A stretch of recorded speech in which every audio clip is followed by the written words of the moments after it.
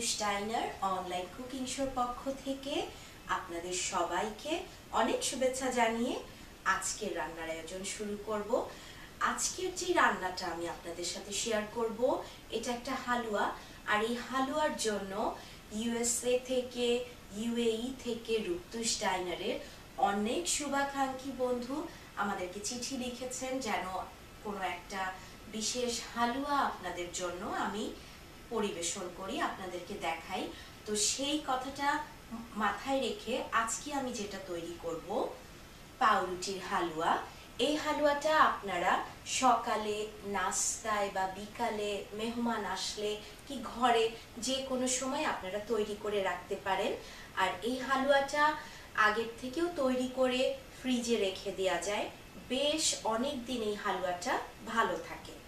পাউরুটির হালুয়ার জন্য প্রথমে যেটা লাগবে পাউরুটি, এখানে সাদা ব্রেডটা আছে, হোয়াইট ব্রেড, আর এই রুটিগুলোর যে কর্নারগুলো আছে এগুলো আমি ফেলিনি, এগুলো সহই আমি হালুয়াটা তৈরি করব।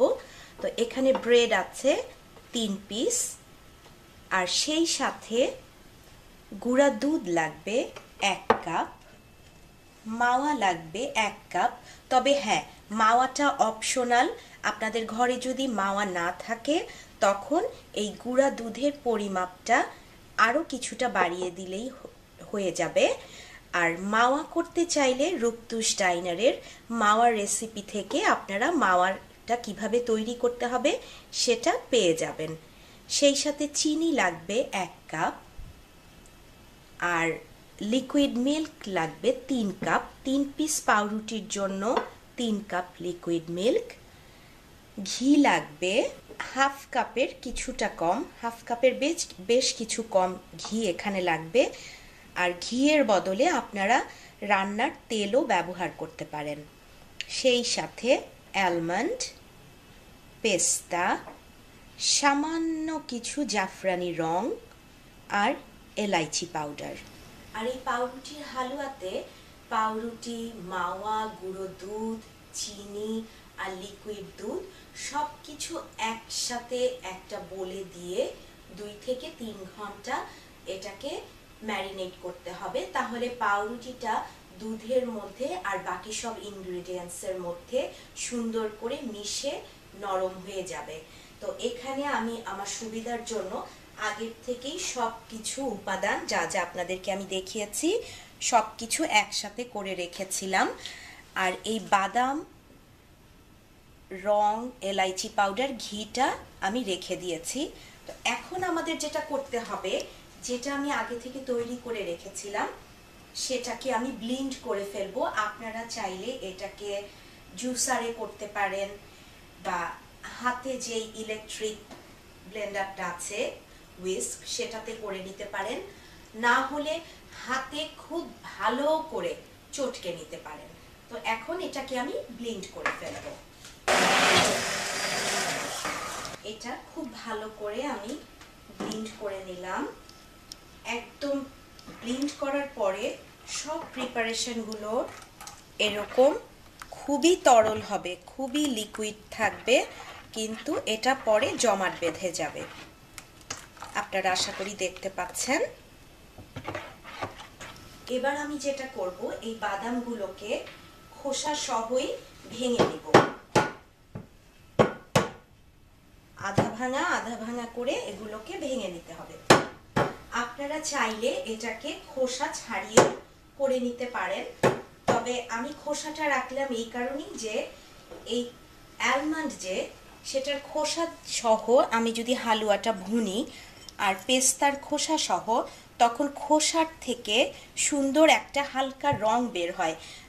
না হলে আমরা যেহেতু এখানে সাদা পাউরুটিটা ব্যবহার করছি, এই হালুয়াটার রংটা একটু সাদাটে থাকবে। তো রংটাতে একটু সুন্দর করার জন্য আমি খোসাগুলো ব্যবহার করছি, আর সেই সাথে হালকা একটু জাফরান রং দিব আমি।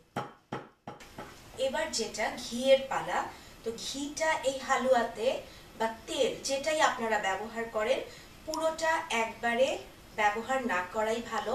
লাইক ছোলার ডালের হালুয়া, আমি সাধারণত হালুয়াতে, ছোলার ডালের হালুয়াতে কি গমের হালুয়াতে ঘিটা একবারে দিই না। এটা অল্প অল্প করে দিয়ে নেড়ে ভাজতে থাকি। তো এখানে আমি প্রথমে 1 টেবিল চামচ পরিমাণ ঘি দিয়ে দিলাম। সেই সাথে এখন আমি এই পুরোটা প্রিপারেশন ঢেলে দিব। এখানে আশা করি আপনারা বুঝতে পারছেন অনেক লিকুইড পাউরুটির যে মোলটা আমি তৈরি করেছি পুরোটা খুবই লিকুইড। এবার যেটা করব, এর মধ্যে আমি বাদামটা, তাহলে বাদামটার দুটা হবে, বাদামের রংটাও এটাতে ছেড়ে যাবে, সেই সাথে বাদামটা সিদ্ধ হয়ে যাবে, সেই সাথে এই জাফরানি রংটা। আর এই যে এলাইচি পাউডার, সেটার থেকে হাফ এলাইচি পাউডার আমি এখানে দিয়ে দিব।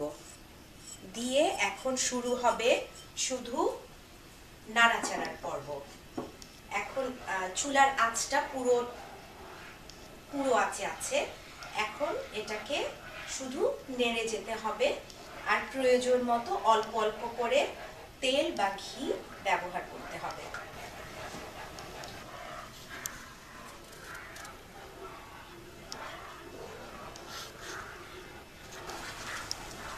পনেরো মিনিট এটাকে নাড়াচাড়ার পরে এটার থেকে বুদবুদ শুরু হয়ে গেছে। হালুয়াটার তরল ভাবটা বেশ একটু কমে এসেছে।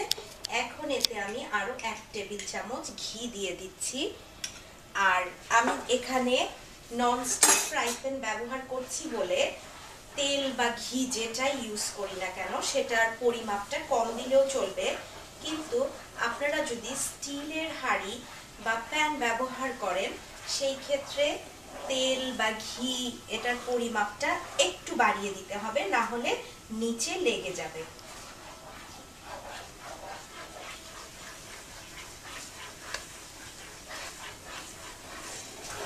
এই হালুয়াটা থেকে পুরো তরল ভাবটা চলে গেছে, এটা জমাট বাঁধা হয়ে গিয়েছে।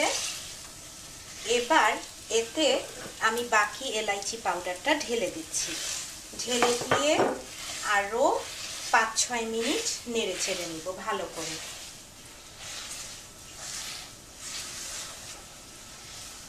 এবার আমি হালুয়াটা ঢেলে ফেলছি। হালুয়াটা, এই 3 পিস হালুয়া ভুনতে 20 থেকে 25 মিনিট সময় লাগবে যদি চুলার আঁচটা খুব বাড়ানো থাকে।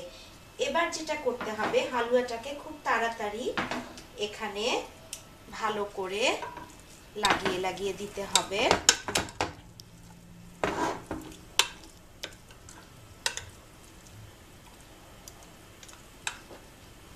হালুয়াটাকে খুব ভালো করে সমান করে নিতে হবে। যেহেতু হালুয়াটা খুব গরম সেই জন্য আমি চামচ দিয়ে সমান করে নিচ্ছি। এবার যারা আপনারা হালুয়াটা ঘিয়ের বদলে তেল দিয়ে ভুনে নিতে চান তাদের জন্য ছোট্ট একটা টিপস, যেটা যে হালুয়াটাকে মুখরোচক করতে হলে একটু ঘি দিতেই হবে। সেই ক্ষেত্রে আপনারা বাটিটাতে হালুয়াটা ঢালার পরে, গরম হালুয়াটা ঢালার পরে যারা তেল দিয়ে করবেন তাদেরকে বলছি যে সামান্য একটু ঘি ওপর দিয়ে, 1-2 টেবিল চামচ ঘি ওপর দিয়ে দিয়ে তারপরে হালুয়াটাতে পুরা মিলিয়ে দিতে পারেন। তখন হালুয়াটা থেকে সুন্দর একটা ঘিয়ের গন্ধ আসবে। আর সেই সাথে এখানে কিছু অ্যালমন্ড আধা ভাঙা করে রাখা আছে, সেই অ্যালমন্ডগুলো ছড়িয়ে দিতে হবে, তাহলে এই গরম হালুয়াটার ভেতরে অ্যালমন্ডগুলো সুন্দর করে আটকে যাবে। এবার এটাকে চেপে চেপে অ্যালমন্ডগুলোকে আমি হালুয়াটার ভিতরে ঢুকিয়ে দিচ্ছি। দিয়ে এখন যেটা আমাদের করতে হবে অপেক্ষা। এখন শুরু হবে অপেক্ষার পালা। এটা যতক্ষণ না ঠান্ডা হয় ততক্ষণ অপেক্ষা করতে হবে। ঠান্ডা হওয়ার পরে এটাকে যে যেরকম সাইজে চান, শেপে চান, ডায়মন্ড শেপ কি স্কোয়ার শেপ কি, কেউ যদি গোল করে করতে চান সেটাও করতে পারেন। তো শুরু হচ্ছে অপেক্ষার পালা। হালুয়াটা পুরোটা ঠান্ডা হয়ে গিয়েছে, এখন এটাকে আমি পিস পিস করে নিলাম।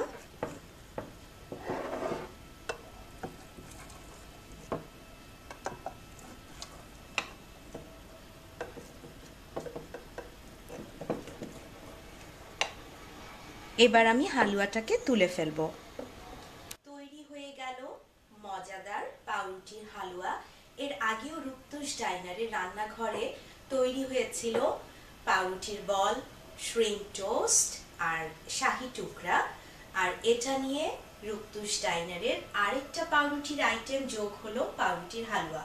আশা করি রেসিপিটা আপনাদের ভালো লাগবে। আর বরাবরের মতো বলবো, ভালো লাগলেও জানাবেন, না লাগলেও জানাবেন।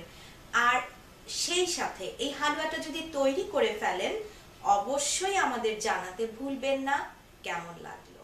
সবাই ভালো থাকেন, সুস্থ থাকেন, অনেক সুন্দর থাকেন।